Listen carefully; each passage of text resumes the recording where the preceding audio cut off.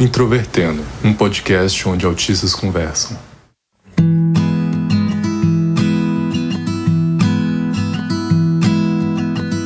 Sejam bem-vindos ao podcast Introvertendo. Eu sou o Luca Nolasco e dessa vez sou eu que apresento o programa. Hoje vamos falar sobre as gafes sociais da vida autista e conosco temos aqui o Thiago Abreu. E aí, pessoal, hoje provavelmente a gente vai rir bastante ou chorar bastante, dependendo do contexto. A Carol Cardoso.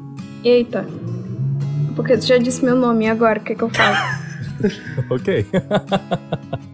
E temos aqui também o Michael William. Olá, aqui é o Gaivota, eu não faço a menor ideia como me comportar como um adulto. Por favor, se vocês quiserem ouvir mais podcasts, acessem o site www.introvertendo.com.br. E se você quiser nos apoiar, é só acessar o Padrim ou PicPay para manter o Introvertendo. Se você escuta o podcast Introvertendo usando um dispositivo Apple ou usando o Apple Podcasts, por favor, deixa lá sua nota e sua avaliação, isso ajuda muito a gente. O Introvertendo é um podcast feito por autistas e produzido pela Superplayer & Company. O podcast é sobre gafes sociais da vida autista. Nós aqui vamos trazer e comentar sobre as situações mais constrangedoras e estranhas e engraçadas que a gente teve, que podem ter sido ocasionadas por sermos autistas, ou não, mas que a gente depois ficou bem constrangido. Primeiro é importante a gente delimitar o que a gente quer dizer quando nós falamos aqui em gafes sociais. E eu quis usar principalmente o conceito de gafes sociais apresentado no livro do Tony Attwood, que é um dos principais autores da história do autismo. Ele publicou na década de 90 e revisitou na década de 2000 um livro sobre síndrome de Asperger. A gente sabe que síndrome de Asperger é um diagnóstico que está entrando em desuso, mas aqui no contexto o trabalho dele é bastante relevante. E aí ele fala um pouco de gafes sociais no contexto do autismo, dentro de um tópico que é bastante discutido quando a gente fala sobre autismo, que é teoria da mente. E lá ele define gafe social como uma ação ou comentário indiscreto, que geralmente coloca pessoas em situação de constrangimento. Gafes sociais têm tudo a ver com um dos principais critérios diagnósticos do autismo, de acordo com o DSM-5, que é aquele manual que a gente já falou várias vezes em muitos episódios aqui, que diz respeito à dificuldade de interação social do autismo. Num desses tópicos diz que o autista tem déficits para desenvolver, manter e compreender relacionamentos, variando, por exemplo, de dificuldade em ajustar o comportamento para se adequar a contextos sociais diversos. Isso tem tudo a ver com algo que a gente chama de teoria da mente. Não vou explicar aqui exatamente o que é teoria da mente, nós vamos fazer um episódio depois sobre isso. Nós temos até um episódio antigo, episódio 10, chamado Empatia, que nós vamos revisitar esse ano para explicar um pouco o que é teoria da mente, o que isso tem a ver com autismo e por que isso, né, de certa forma, faz muito sentido com a vida social. Gafes sociais pode parecer um assunto não muito relevante quando a gente fala sobre autismo, mas na verdade é muito relevante sim. E eu quero trazer 3 motivos aqui. O primeiro é que gafes sociais são extremamente comuns dentro da vida social de autistas. É muito comum, eu acho muito difícil conhecer autistas que não passam ou que não passaram por situações de gafes sociais, apesar de muitos talvez não terem uma compreensão muito aprofundada de quais situações de gafes passaram. Ela envolve todos os aspectos da vida, então envolve trabalho, envolve relação com a família, envolve relacionamentos amorosos sexuais, envolve todos os tipos de relações, né, na prática. E é algo que pode ser engraçado, mas também pode ser muito perigoso e estigmatizante, porque as pessoas podem relacionar isso como algo relacionado ao caráter dessa pessoa e pode trazer prejuízos para a vida dessa pessoa que ela nem imagina. Uma demissão, um relacionamento que se termina, problemas com a família, problemas com os pares de uma forma geral. Então, a gente traz esse assunto aqui para descontrair, mas também para servir de alerta, porque é uma dessas nuances do autismo, essas coisas bem pequenas, ou talvez não tão pequenas assim, que as pessoas necessariamente não prestam muito atenção. Com essa definição do Thiago, agora eu tenho uma pergunta um pouco mais besta. Qual foi, ou se foi, vocês tiveram alguma gafe pequena, coisas tosquinhas, pequenas assim, mas que vocês depois pararam pra pensar e ficaram remoendo por anos e anos?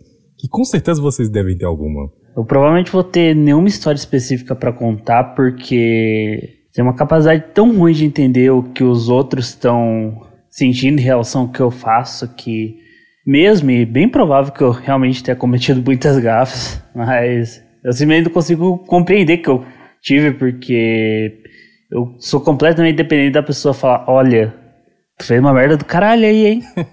Então assim, como geralmente nesses casos é algo mais sutil, geralmente a pessoa não vai falar que tu fez algo e vai ficar mais deixar pra você entender.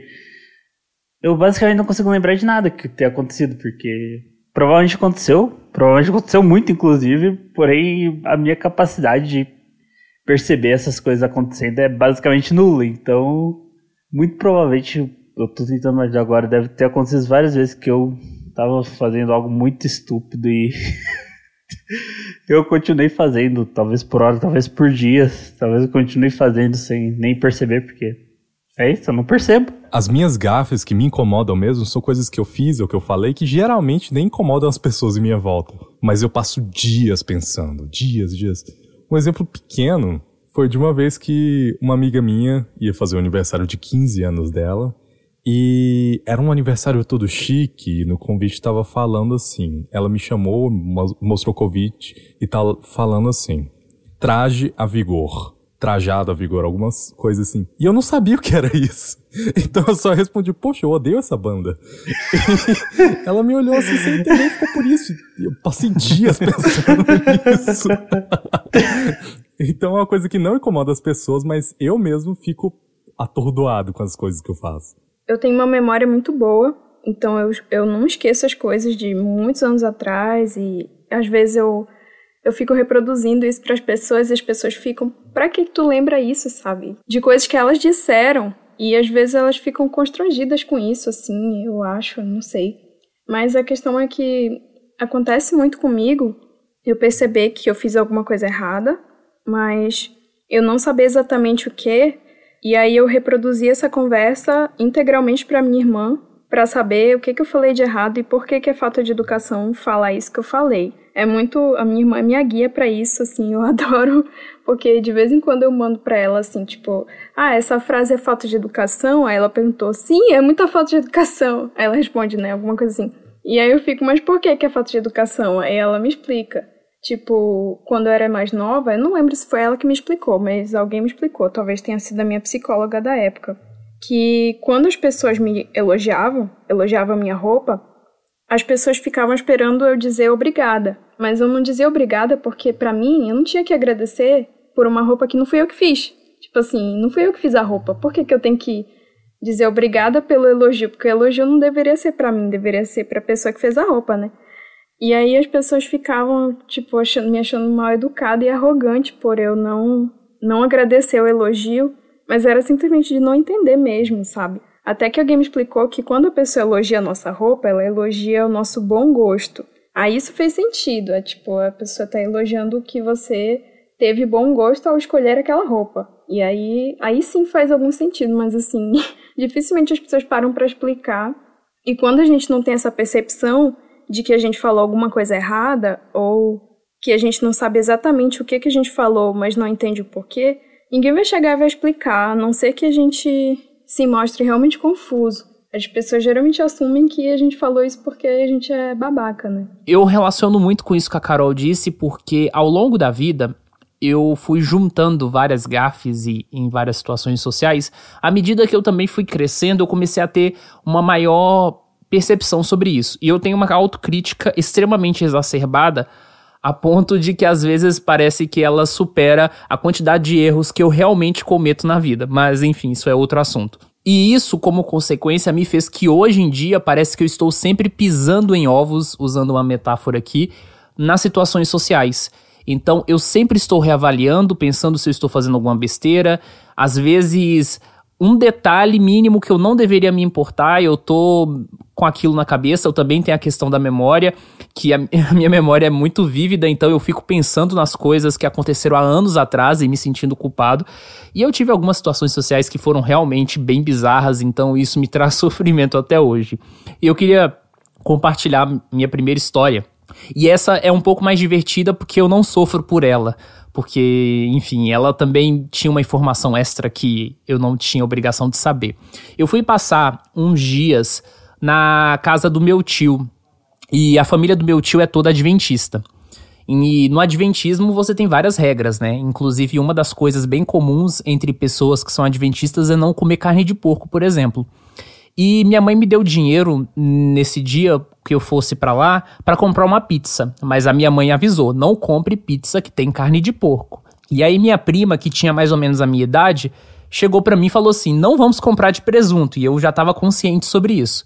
Eu fui pra uma loja junto com a minha prima e eu nem esperei ela dizer que sabor ela queria, etc. Talvez pelas regras sociais, considerando a restrição, poderia ter esperado, né? E eu não sabia que calabresa tinha carne de porco também, mas eu pedi.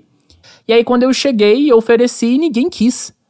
E aí, qual foi a minha reação? Eu olhei pra pizza e falei, tá bom que sobra mais pra mim. Eu comi tudo sozinho. E aí minha mãe ficou muito brava comigo quando ficou sabendo da história. Mas eu não sabia que calabresa realmente tinha carne de porco. Ah, Thiago, mas é aquilo que você tinha dito da autocrítica forte demais. Você não tinha como saber. Já a minha outra situação que eu tive, onde eu tinha uns 13, 14 anos, eu tinha acabado de sair do banho. E uma amiga da minha mãe tinha acabado de chegar em casa, de visitar. Eu saí do banho com a toalha enrolada na cintura e encontrei com a minha amiga, a amiga da minha mãe no corredor. E eu adorava ela e falei, Lúcia, como é que tá? E ela ficou com a cara fechada, eu não entendi. Depois de algumas horas, eu parei pra pensar. O nome dela não é Lúcia, é Sônia. E eu sabia disso, eu só errei mesmo. E, além de tudo, eu tava pelado com uma toalha, né? Isso não ajuda muito. Peraí, você tava com a rola de fora? Eita, menino! Não, eu tava com a toalha enrolada. Mas... Então você não tava pelado, você estava com a toalha. É diferente. Pra mim é a mesma coisa. Tão constrangedor quanto. No ensino fundamental, eu tinha muita dificuldade de interação social, típica do autismo.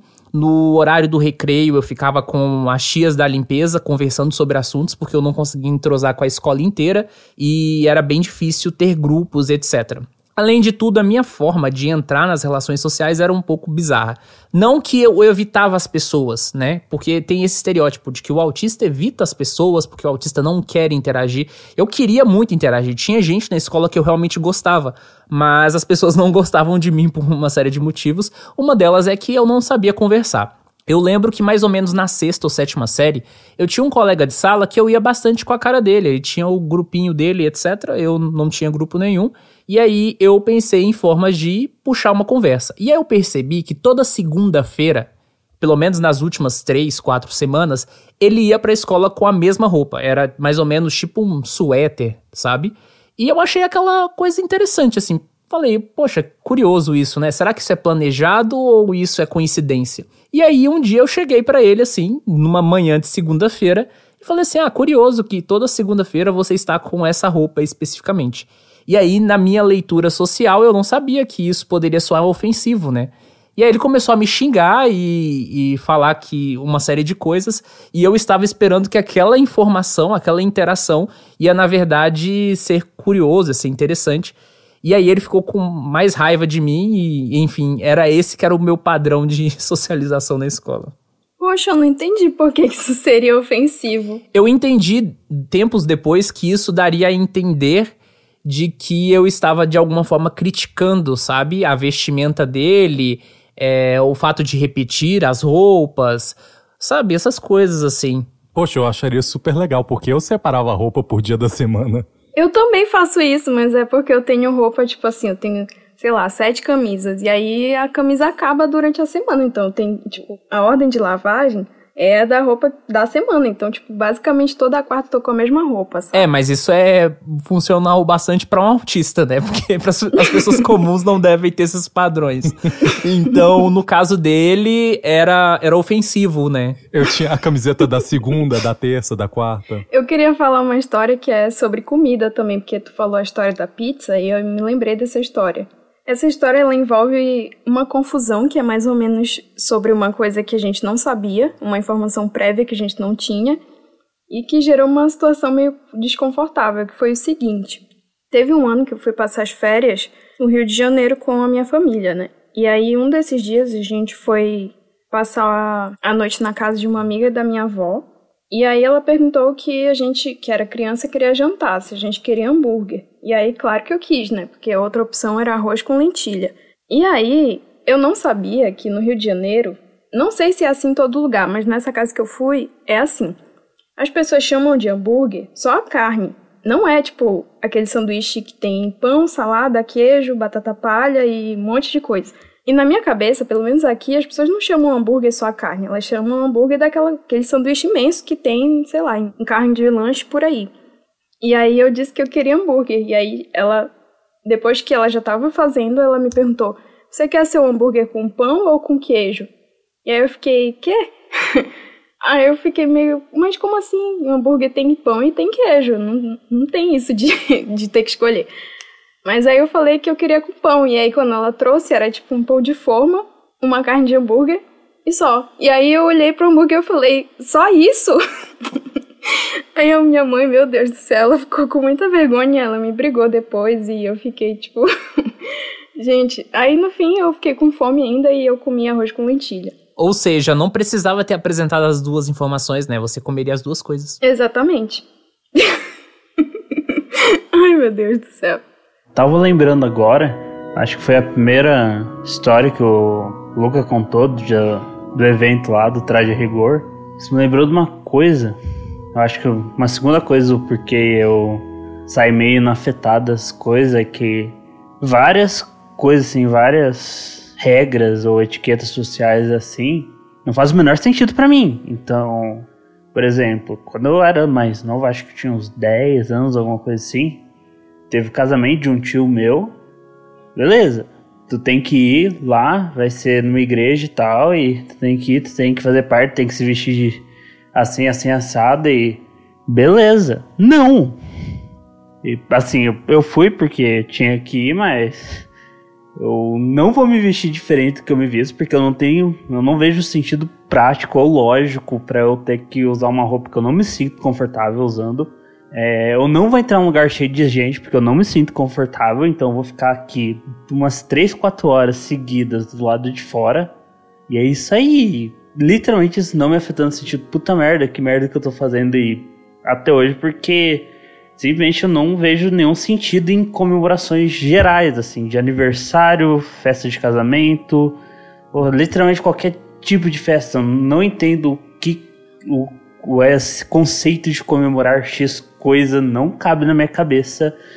E eu não entendo porque, mesmo que você queira fazer isso, você tenha que ter uma etiqueta diferente do que você faz normalmente. Eu simplesmente não sei porquê, então eu não vou fazer, ponto. Eu acho muito estranho esse tipo de coisa, porque as pessoas geralmente dizem que são autistas, que são muito rígidos de pensamento, e pessoas inflexíveis, e pessoas que têm uma coisa fixa e não mudam. Mas quando a gente pensa em regras sociais, as pessoas são extremamente rígidas. Então existe uma coisa que é socialmente aceita e uma coisa que não é socialmente aceita. E ninguém questiona o porquê disso. E quando a gente questiona, as pessoas ficam, ué, mas é assim, tipo, por que tu tá questionando isso? E isso não faz sentido, porque se a gente que é rígido, por que nem elas se perguntam, ou por que nem elas se abrem pra se perguntar sobre o porquê daquilo que elas estão acostumadas a fazer, sabe? Emendando na história do Michael que ele tinha trazido antes de casamento, eu tinha lembrado de uma minha em casamento também. Que eu sequer lembrava, ficou assim, incrustada na parte funda do meu cérebro. Que era de que um casamento de uma tia, sei lá quem, prima de 3º grau, não tenho ideia de quem foi. E eu tinha 12 anos, 2012 na época. Todo mundo vestido, obviamente com traje bonito, às vezes terno, às vezes blazer, vestido, só roupas bonitas. Tiraram fotos, coisas lindas, e eu fico pensando hoje em dia, cara, eu tava vestido com blusa dos memes na época. A coisa mais feia do mundo, e o casamento de alguém eternamente marcado. Porque eu tava usando a blusa dos memes. Eu fico pensando nisso. Na época eu não via problema nenhum, mas hoje em dia é péssimo. Eu não consigo me perdoar por isso. Cara, pensa bem, você devia estar extremamente confortável, enquanto tava todo mundo com aquelas roupas apertadas, cara, que provavelmente usou uma só vez na vida. Pô, eu tava achando maravilhoso usar aquela blusa, eu não vou negar, não. Pois é, tem essas coisas, assim, que eu não entendo e que me custam muito, sabe? Antigamente eu até ia porque eu achava que eu tinha que fazer essas coisas, mas, tipo, fazer maquiagem, fazer unha, usar salto alto e coisas desse tipo, era uma coisa muito desgastante pra mim e continua sendo, só que agora eu decidi que eu não vou mais fazer esse tipo de coisa e é isso, se a pessoa gostar de mim, eu sei que às vezes as pessoas veem isso como a gente tem que fazer esse sacrifício pelas pessoas que a gente gosta, mas tem certas coisas que não vale a pena, porque, tipo, do que vale eu ir pra uma festa de uma pessoa que eu gosto e odiar a festa porque eu tô extremamente desconfortável, sabe? Eu acho que nessas situações até sorrir é desconfortável, porque é tanto desconforto e ninguém gosta de uma pessoa que tá com a cara fechada sempre. Só que a gente não estaria assim se não fosse tanto desgaste e tanta pressão pra performar de um jeito, sabe? É como diria aquela canção, né? Parece cocaína, mas é só tristeza. Vai se fuder, Thiago.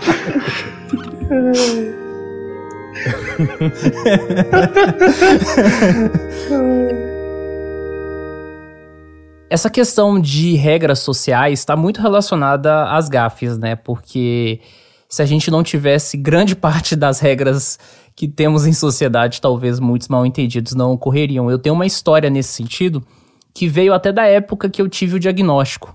Eu já contei aqui no Introvertendo, em alguns episódios, especialmente o episódio 69, que eu tive uma época que eu trabalhei nos Correios. Foi uma época muito importante na minha vida, porque eu adquiri algumas amizades que eu tenho até hoje, e também foi por meio do meu trabalho que eu consegui ir atrás do diagnóstico.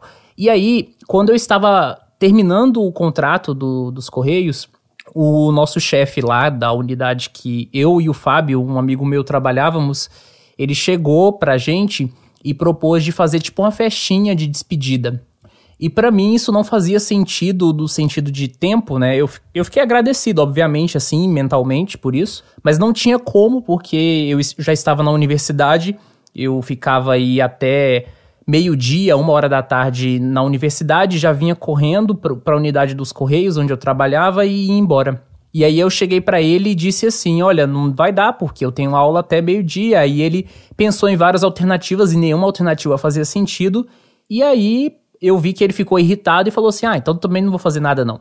E aí depois o Fábio chegou pra mim e disse assim, você não devia ter falado sobre a quantidade de problemas, essa comemoração não ia acontecer de qualquer forma, ele falou pra ser educado com você. E aí ele disse assim, não, agora ele provavelmente deve ter ficado com raiva achando que você não tá se importando com ninguém, que você não gosta de ninguém aqui.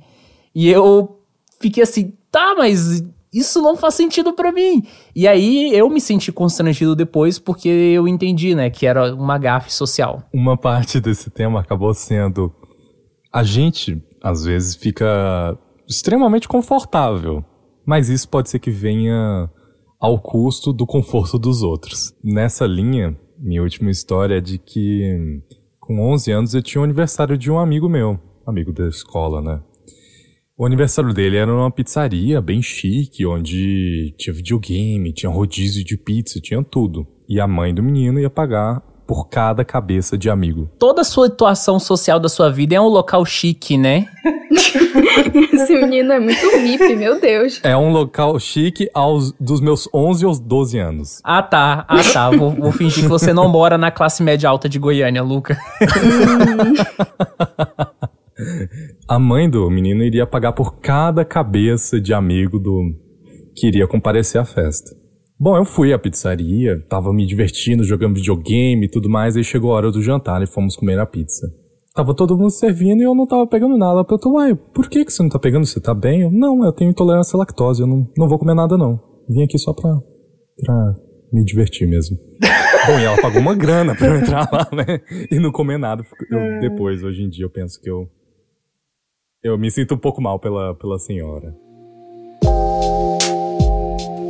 Eu acho que na minha vida toda, as maiores gafes que eu já tive foram relacionadas a relacionamentos amorosos, porque, meu Deus do céu, eu acho que esse setor não avança na minha vida porque eu só falo besteira. Eu acho que é muito difícil as pessoas ultrapassarem a barreira da pessoa estranha que não sabe se comportar nessa situação pra realmente me conhecer, porque tem 2 histórias especialmente marcantes em que uma foi uma clássica em que a pessoa me chamou pra eu ir na casa dela pra assistir filme e eu achava que era pra assistir filme mesmo. E depois eu fiquei sabendo que existem várias regras em relação a isso e que geralmente quando a pessoa chama pra ver filme, não é filme. E que se a pessoa curte 4 fotos nossas no Instagram, significa que ela tá interessada. Então, é esquisito isso. Mas enfim, eu cheguei lá e a menina ficava enrolando demais pra colocar o filme. E eu ficava tipo, mas qual é o filme que a gente vai ver? E aí ela não escolhia o filme. E aí eu fiquei, não tô entendendo. E aí uma hora ela chegou e disse que gostava muito de mim. E aí eu não entendi, porque eu pensei que a gente ia assistir o filme. E aí eu fiquei, a gente não ia assistir o filme. E aí ficou um pouco estranho. E aí eu fui no banheiro, liguei pra minha irmã e pedi pra ela me buscar. E eu fui embora. E foi isso. E eu não sei, eu acho que foi muito confuso pra minha cabeça esse lance de ir pra um lugar pra fazer uma coisa e chegar, não, é pra fazer essa coisa. E teve outra história que foi muito bizarra, que eu falei com uma amiga que eu fazia um tempo sem ficar com ninguém e que, eu, sei lá, tava sentindo falta. E aí ela chegou e falou com uma outra amiga dela, dizendo que eu tava a fim de ficar com alguém e perguntou se ela queria ficar comigo. E aí depois essa amiga voltou pra mim e falou assim, olha, eu falei com a fulana, ela disse que quer ficar contigo. E eu fiquei, hã? Não foi isso que eu falei pra ti, como assim?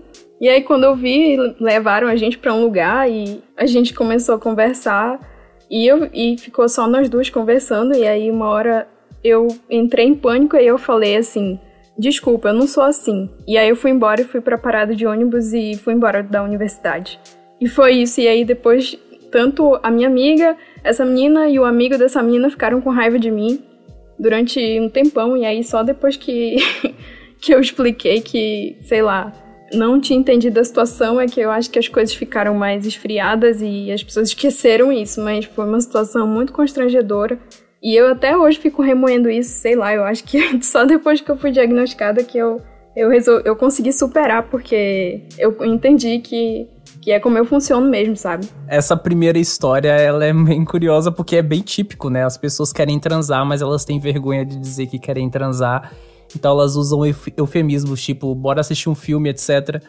Mas pra mim, eu mesmo, eu consegui entender isso a minha vida toda. Pra mim era meio óbvio, porque tem até piadinhas, memes na internet relacionados a isso. Que a pessoa te chama pra assistir um filme e aí você chega na casa da pessoa e não tem nem televisão. Mas é que eu demorei muito pra entender esse tipo de coisa. Eu não entendia, por exemplo, quando a pessoa tava interessada em mim, porque eu não entendia o porquê, sabe? Eu ficava, mas ela nem me conhece, como assim ela tá interessada? Tipo, eu não entendia que as pessoas ficam interessadas do nada, começam a agir estranho, e eu não entendia esse comportamento estranho, e as pessoas, eu também não entendiam o meu comportamento estranho, e dava errado toda vez.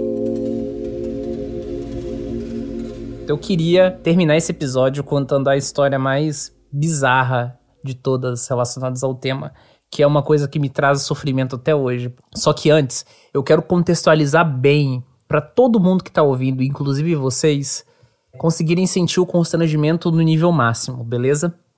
Quem ouviu o episódio 131 do Introvertendo Autistas Ex-Evangélicos vai lembrar lá que eu falo que a maior parte da família do meu pai é adventista, né? Até já contei uma história aqui relacionada ao adventismo. E quando a gente fala sobre religião, a gente envolve um conjunto de regras sociais, enfim, pertencem àquele contexto específico. E é bem complexo, porque, por exemplo, quando você fala sobre evangélicos, você não está falando sobre uma massa homogênea, você está falando sobre um público muito diverso, que não necessariamente é consensual em suas práticas, em seus gostos e etc. O adventismo, por exemplo, ele tem uma coisa muito específica com alguns costumes. Frequentar a igreja no sábado, é não comer carne de porco, ter um repertório musical específico, né? Por exemplo, o adventista geralmente só ouve músicas de músicos da igreja adventista. Beleza. Um dia, eu estava na casa do meu tio, no final de semana, E aí a minha prima, a mesma lá da pizza, né, disse pra mim que ia ter um mini evento dentro da igreja dela, num sábado, no fim de tarde, que geralmente as pessoas demonstravam seus talentos, tocando música ou fazendo alguma coisa assim. Nessa época da pré-adolescência, eu era muito fã de uma banda, eu até já falei isso também lá naquele episódio 131, que eu era muito fã de uma banda chamada Trazendo a Arca. Tinha toda a discografia, comprava os discos, assistia shows na internet, acompanhava grupos, fóruns, etc. E nessa época aí, mais ou menos 2008, eles estavam no auge do sucesso, principalmente devido a um álbum chamado Marca da Promessa, que foi um álbum muito famoso e etc e tal. Nesse dia eu resolvi, falei, eu vou cantar uma música dessa banda, né? Só que essa banda não é adventista. Essa banda, esteticamente, musicalmente, tem nada a ver com o adventismo. É uma banda pop rock, em certa medida. O adventismo tem uma coisa mais clássica, né? Mais refinada musicalmente. E eles olham com muita desconfiança qualquer manifestação musical, religiosa mesmo, evangélica, de outros meios. Beleza. Já estava fora desse contexto totalmente. Então eu entro naquele templo, totalmente organizado, totalmente ali, né, ordenado. O adventismo é muito cheio dessas coisas estritas. Falo o que eu quero, né, fazer uma participação e tal. Eles conseguem me dar um espaço. Eu levo o CDzinho ali do Trazendo a Arca com a música Marca da Promessa e tal. E eu venho, né, nessa época de um contexto de um tipo de igreja totalmente diferente, que tudo é muito alegre, tudo é muito explosivo. Então vocês já conseguem imaginar, né, o nível de contraste que se tinha entre o adventismo e o que eu estava acostumado. Beleza, eu pego o microfone e aí, primeiro que eu começo a falar coisas antes da música tocar propriamente dita. Isso já tá fora da liturgia adventista. Isso já causa um estranhamento nas pessoas. Era tolerável porque, sei lá, eu tinha 11, 12 anos nessa época. Beleza. Antes da música começar, eu peço pra todo mundo ficar de pé. Os adventistas não ficam de pé em uma situação como essa. Todo mundo ficou de pé desconfortável.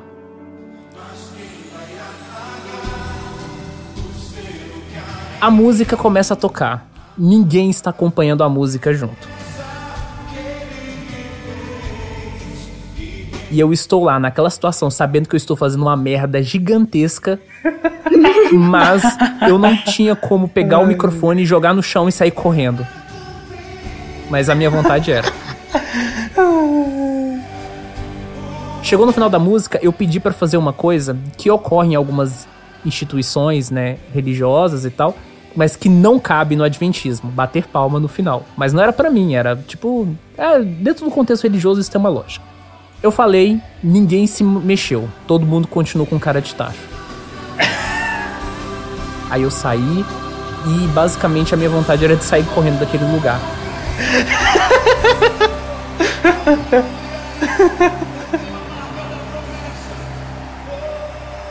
Obviamente o constrangimento foi tão grande que ninguém esqueceu disso. Anos depois, porque tem gente, né, dessa igreja que continua frequentando a casa do meu tio, e o meu medo era que toda vez que eu visitasse a casa do meu tio tinha alguma visita, e as pessoas me reconheciam. E eu imagino que talvez tem gente que ainda lembra disso, e isso me faz mal até hoje. Era isso que eu queria contar. Fica aqui a dica do dia, se você vai pra algum lugar, nem que seja a esquina do seu vizinho, faça pesquisa, se intere.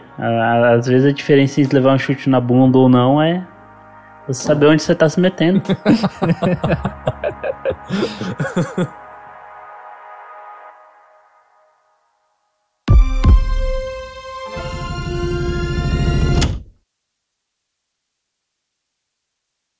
E aí eu vi os sabores e falei, calabresa. Eu não sabia que calabresa envolvia carne...